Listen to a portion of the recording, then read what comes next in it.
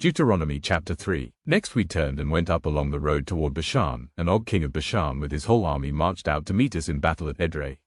The Lord said to me, "Do not be afraid of him, for I have delivered him into your hands, along with his whole army and his land. Do to him what you did to Sihon king of the Amorites, who reigned in Heshbon." So the Lord our God also gave into our hands Og king of Bashan and all his army. We struck him down, leaving no survivors. At that time we took all his cities. There was not one of the 60 cities that we did not take from him, the whole region of Og's kingdom in Bashan. All these cities were fortified with high walls and with gates and bars, and there were also a great many unwalled villages.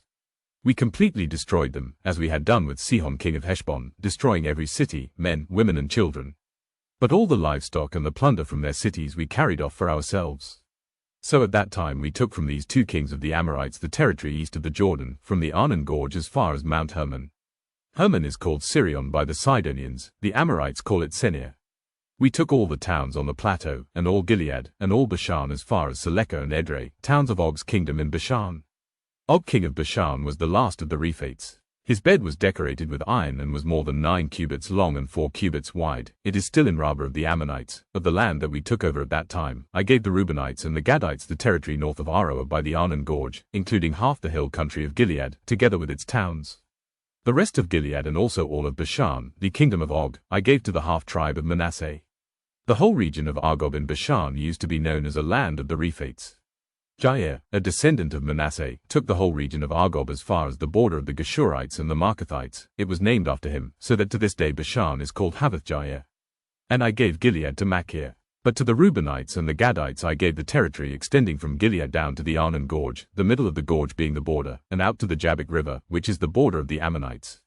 Its western border was the Jordan in the Arabah, from Kinnereth to the sea of the Arabah, that is, the Dead Sea, below the slopes of Pisgah. I commanded you at that time, the Lord your God has given you this land to take possession of it. But all your able-bodied men, armed for battle, must cross over ahead of the other Israelites. However, your wives, your children and your livestock, I know you have much livestock, may stay in the towns I have given you, until the Lord gives rest to your fellow Israelites as he has to you, and they too have taken over the land that the Lord your God is giving him across the Jordan. After that, each of you may go back to the possession I have given you. At that time I commanded Joshua, "You have seen with your own eyes all that the Lord your God has done to these two kings. The Lord will do the same to all the kingdoms over there where you are going.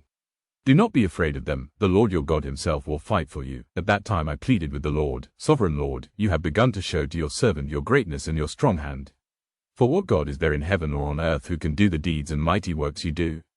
Let me go over and see the good land beyond the Jordan, that fine hill country in Lebanon." But because of you the Lord was angry with me and would not listen to me. "That is enough," the Lord said. "Do not speak to me any more about this matter. Go up to the top of Pisgah and look west and north and south and east. Look at the land with your own eyes, since you are not going to cross this Jordan. But commission Joshua, and encourage and strengthen him, for he will lead this people across and will cause them to inherit the land that you will see." So we stayed in the valley near Beth Peor.